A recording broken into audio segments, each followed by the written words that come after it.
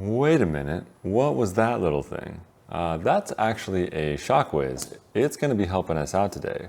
Even though we're doing a compression video, I want to bring in this fancy little tool called a shock whiz. It's going to be reading our air pressure on our suspension to help calculate whether or not we need to make any real adjustments. This guy is a cool tool that we rent out at Infinity Cyclery. Typically what I do is I'll hook it up to one component at a time, and it's going to sit there and read air pressures as you're riding, and over time make suggestions whether or not you need to add more air pressure, maybe reduce some volume spacers. It'll tell you more or less volume spacers. It'll tell you whether you need more compression, more rebound, all kinds of stuff. So it's going to be pretty cool to see all the data from that. I know we have the bike already set up for our air spring and our sag and our rebound, but as we go into this compression side of things, I'm going to be talking alongside of using this little tool as well. So let's get right into it. Let's see what happens. It's saying about volume ramp increasing a little. We're going to find out. A little more riding.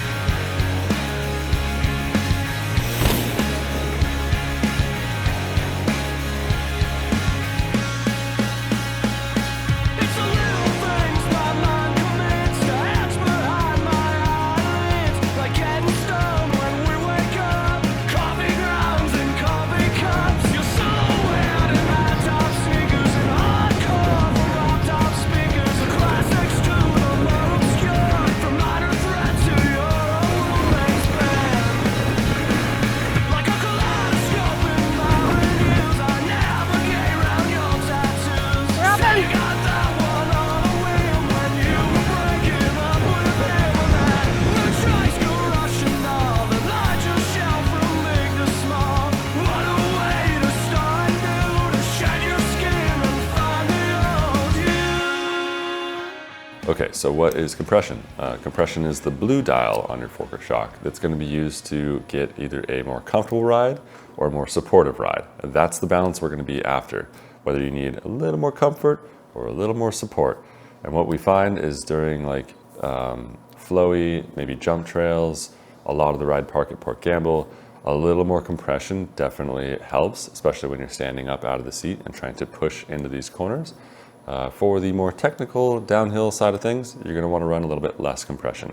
I like to go and divide this into kind of two different categories, even though that they're physically located very close to each other on the trail network. I like to go and set my compression up for flow trails and then set it up for tech or downhill and remember each setting. So if, yes, you can ride one and the other, back and forth and it'll be fine. But the day where you just want that little extra performance out of your bike, you'll have these two key numbers you'll be able to go back and forth between, and you should be very happy with them. So what I'll usually do is I'll start with the flow trails, and I like to ride those, or at least begin tuning the bike with a compression set in the middle of its range. If you have, let's just say 8 different clicks on that guy, set it at 4.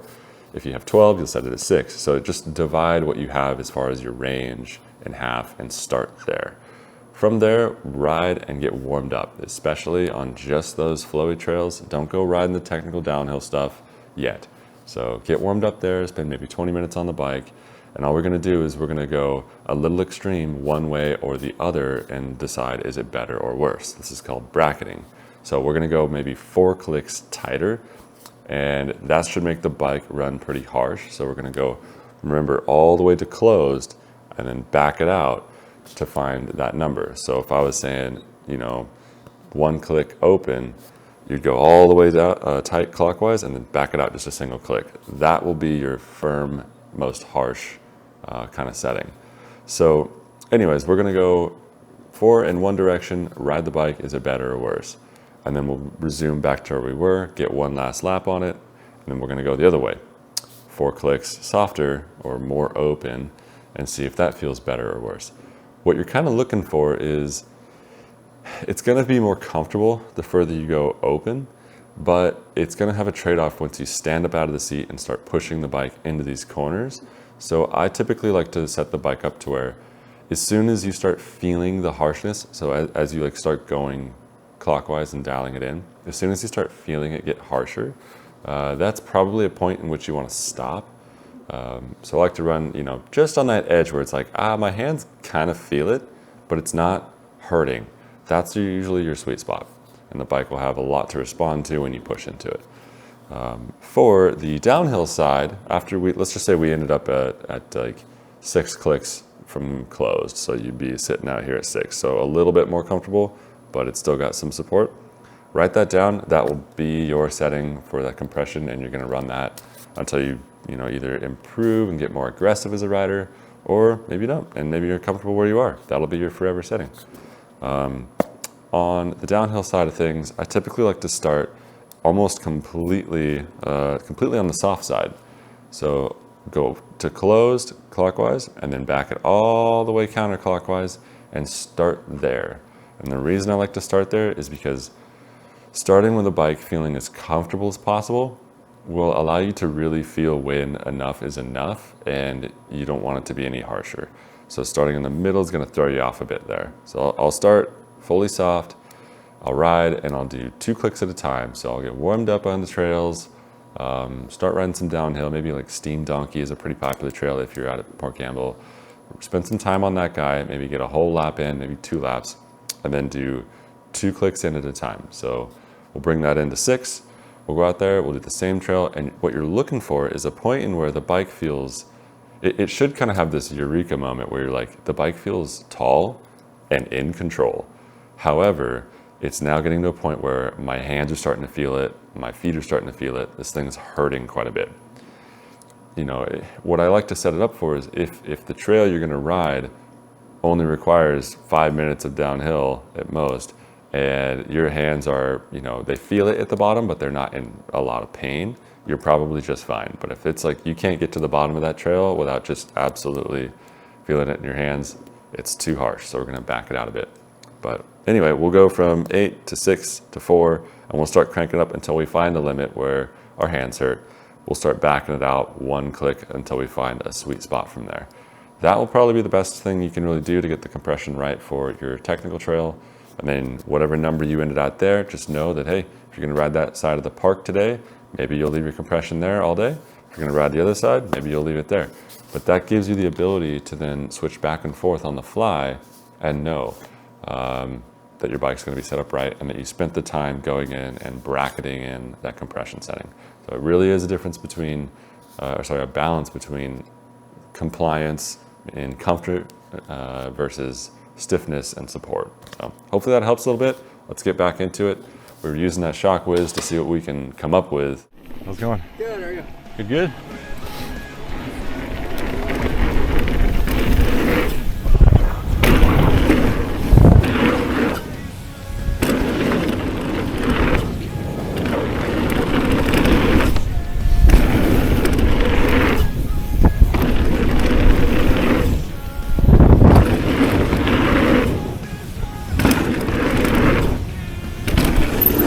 Not enough speed.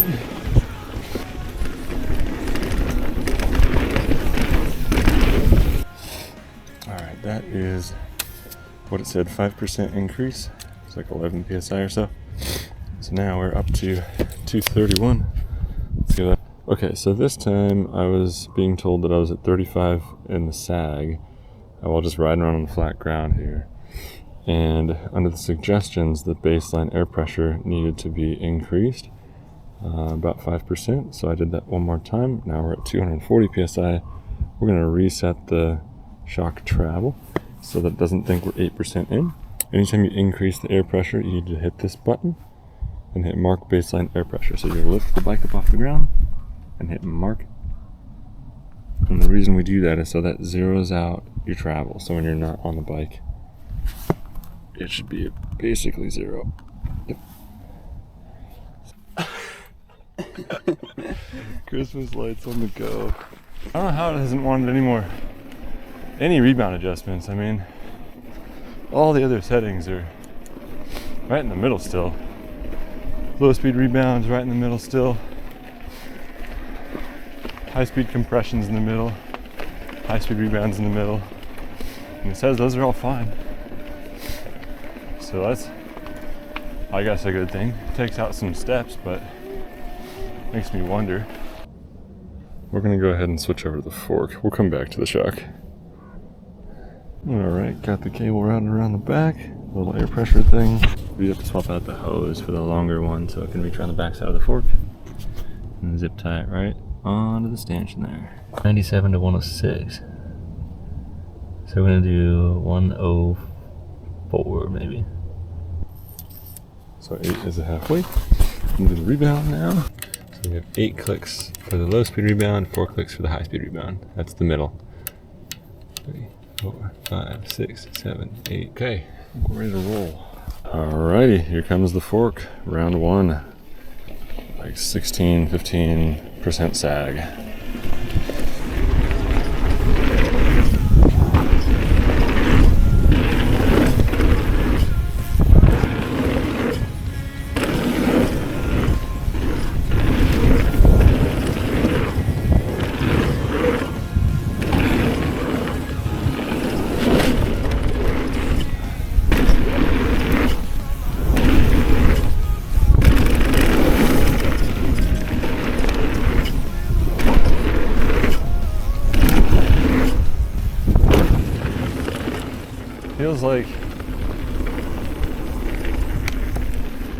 Feels pretty balanced, but I feel like the front's losing grip a little bit on the exits. I could swing wide and wash out a little bit. Usually tightening in the low speed rebound will help with that a little bit.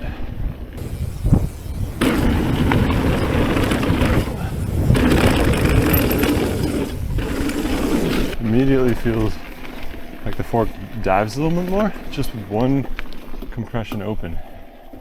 It's funny how sensitive the high-speed compression is. All right, so today is day 2 of Shock Whiz tuning.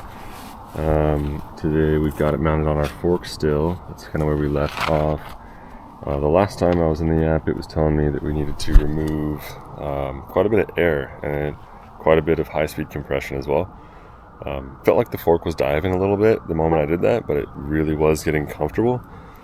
So today what we're going to try to do is really let it gather up quite a bit of data, ride it for a while, maybe spend 3 hours on the bike, 2 hours on the bike, kind of riding hard, riding like we normally would until it really hones in. Because what I've been looking around, people have been saying to make sure that you give it a lot of time to read it before you make any changes, and make sure you ride the way you normally would, as aggressive as you normally would, before you make any changes. So we're gonna do that. We're gonna try and get some data on the log.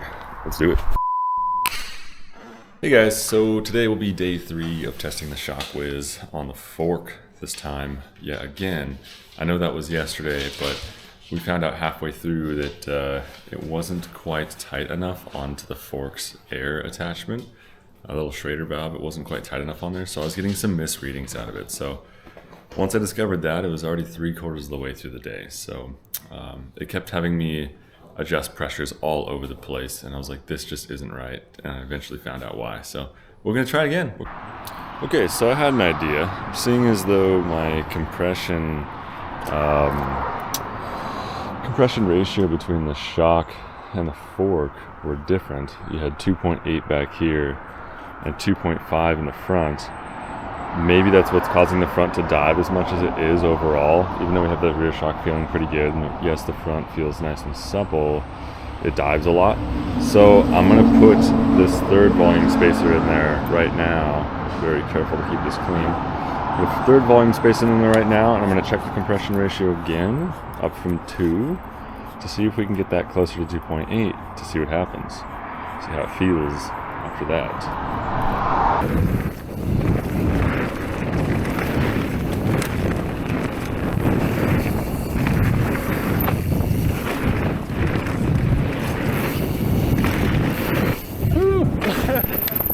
It is a common mistake for someone to go one way all the way or the other. Yes, having very low amount of compression will make the bike feel really comfortable, but trust me, you're paying for it later when you start riding more aggressive. So the faster of a rider you are, the more aggressive you are, especially on the smoother trails, the more compression you need to help support you and get some of that energy back, or it just feels like you're kind of wallowing the bike everywhere. If you have suspension with high-speed compression, you'll typically want to use that for more of a harsher impact. So as it kind of states in the name, it's not technically the speed in which you're traveling on your bike, it's more the speed in which the suspension is diving down. So you could be going 3 miles an hour off of a loading dock and slam down on the concrete. Although you weren't moving that fast, your suspension was diving that fast when it landed, and that's what the high-speed compression is for. So drops, bigger jumps, maybe you're overshooting some jumps, maybe you want a bike that you can kind of, I would just basically say jib or launch off of small features and land really hard and take that abuse.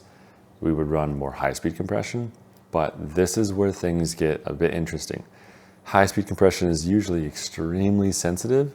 On a Fox fork or shock, you might only have 8 clicks of this, and with just 1 click at a time, you'll notice by the time you get about halfway in, things start getting extremely harsh.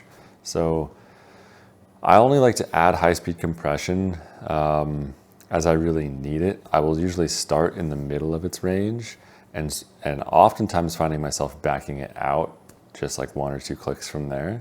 One thing you might do is set it a little bit softer for those really ruddy, wide open trails where you're letting the bike just eat up everything, and then maybe slightly firmer, maybe 2 or 3 clicks firmer for when you don't have all these roots in the way and you're just taking harsher hits, bigger hits, jumps, drops, that kind of thing.